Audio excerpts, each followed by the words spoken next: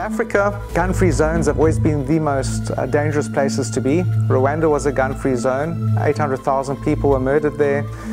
In Uganda, we had Idi Amin, who was a Muslim, murdering 600,000 Christians, also passed gun control laws before that. We have 4 million people murdered in the Democratic Republic of the Congo, also a gun-free zone. Only the rebel soldiers, the police and the army have guns there. We've had pastors in the Democratic Republic of the Congo being buried alive. And I said to one of the pastors there, why didn't the whole congregation bring out their firearms when the rebels came along and say, go ahead, make our day? How could they just walk in and take the pastor? And he said, no, we've been completely disarmed. We can't protect ourselves at all.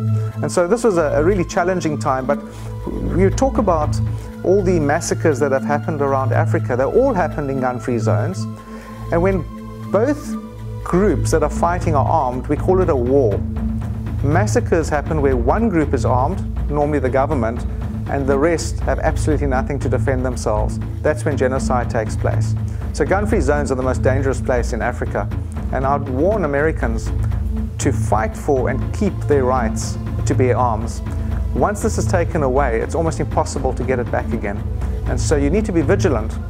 We've had a real struggle with this in Africa in many different countries, and the chaos that comes along when people cannot defend themselves is absolutely horrific.